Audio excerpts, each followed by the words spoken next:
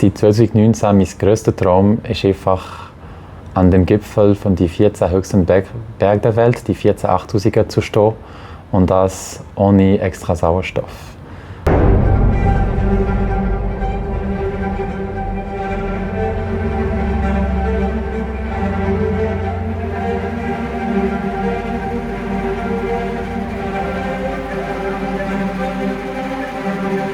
Ich heiße Simon Niklaus.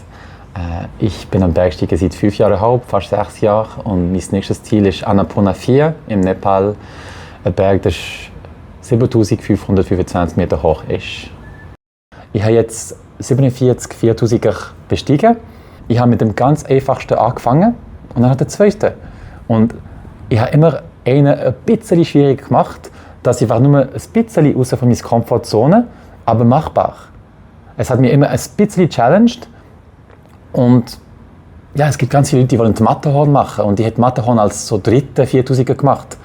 Es war meine 30. oder 32. Ich glaube, ich habe wirklich gewartet, bis ich bereit war.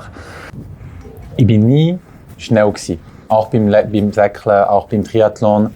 Es ist wirklich, ich beschreibe mich wie ein Tank. Also ich bin langsam, aber ich kann sehr schwer tragen und ich kann nicht unendlich gehen. Fast unendlich. Und das passt eher zu dem Himalaya-Style. Es gibt kein Handbuch über was muss man auf solche Berge mitbringen. Ich habe schon 2 Expeditionen gemacht, Amadablam in 2023 und Aconcagua im Januar. Und das Ding über mir ist, dass ich liebe Bergausrüstung. Ich liebe Material zu vergleichen, optimieren. Und ich bin nicht einer, der einfach gehen und ein paar Schuhe kaufen. Ich muss alle Art von Schuhen, die existieren, für die Höhe oder für die Kälte oder für die Situation, ausprobieren, wägen und das richtige Kompromiss finden. Bis im Basecamp, ich nehme alles mit. Also ich habe für Aconcagua, ich hatte fast 50 Kilo Ausrüstung. Amadablam noch ein bisschen weniger, 40, aber mit Aconcagua, wir hatten auch das ganze Ernährung mit und Wasserkocher und alles, das wir nicht auf Amadablam hatten. Also es ist wirklich, ich bin ein Planer, ich bin immer am Vorbereiten und ich sage mir immer, ja, was wenn das passiert? Und was wenn das passiert? Ich bin der Typ, der wird bereit sein für alle Situationen. Also, wir reden ganz oft von der Ausrüstung, wenn es handelt sich um Höhenberge, aber ganz wenig von der Mentalvorbereitung. Also, wir haben schon mega oft gesehen, Marathonläufer oder so, die haben eigentlich müssen aufgehen auf Everest oder auf Mont Blanc sogar. Ich trainiere mich und ich zwinge mich unbequem zu sein. Ich improvisiere ein Biwak und ich lade 20 Kilo auf meinen Rücken und gehe schlafen auf einem Berg mit 2 Stunden Schlaf.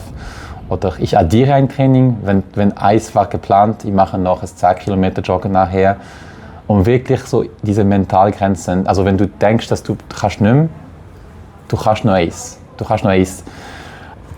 Es ist komisch zu sagen, aber monatelang, du trainierst ja monatelang für ein Ziel.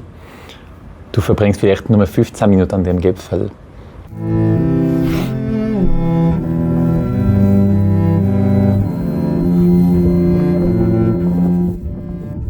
I'm alone on the summit of Amadablam.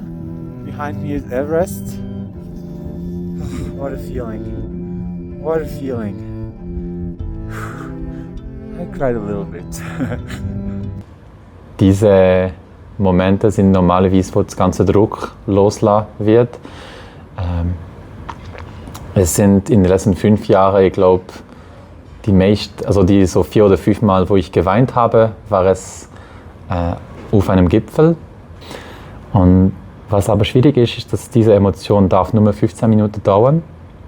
Und danach musst du dich wieder fokussieren, weil die meisten Unfälle passieren beim Abstieg. Du darfst dich freuen, du darfst weinen.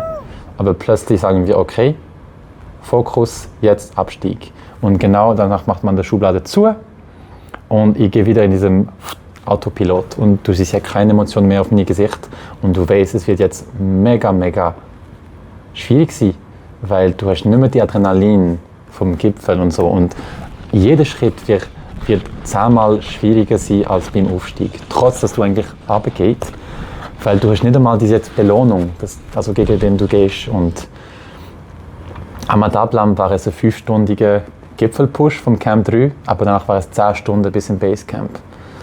Und bis im Basecamp nichts, keine Emotionen. Und danach im Basecamp, wir haben wieder geweint, wenn wir am 9 Uhr am Abend im Basecamp ankommen.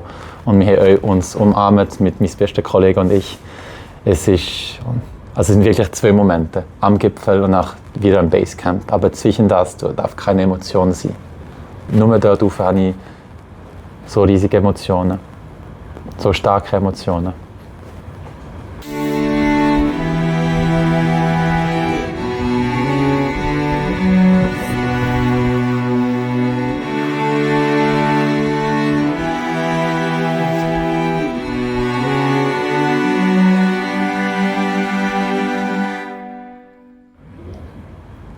Also ich habe letztes Jahr eine Depression gehabt und ja, weil nach dem Ahmad Ablam war ich so tief, geldlos, zurück in einen Job, den ich nicht gern hatte und ich sah ja, wie lange es würde wieder dauern, bis ich wieder auf eine Expedition kommen würde, weil ich hatte zu der Zeit nichts anderes als den Berg und diese Depression hat mir so wie eine Lektion gebracht, also hat mir unterrichtet, dass ich muss mir auch auf die anderen Pillars of Life fokussieren. Ich hatte früher nur die Bergsteigen und es war ein nicht sehr stabiles Balance. Und das hat mir ich habe gelernt, dass ich muss auf die 5 anderen Pillars arbeiten, sodass wenn einer dann plötzlich fällt, du hältst noch stark. Und ich hatte früher nur die Bergsteigen und jetzt habe ich mega viel mehr Zeit und Energie gehabt zu meiner Familie, Freunden, das Job, das ich jetzt schätze. Und ja, ich habe vieles gelernt in den letzten 5 Jahren.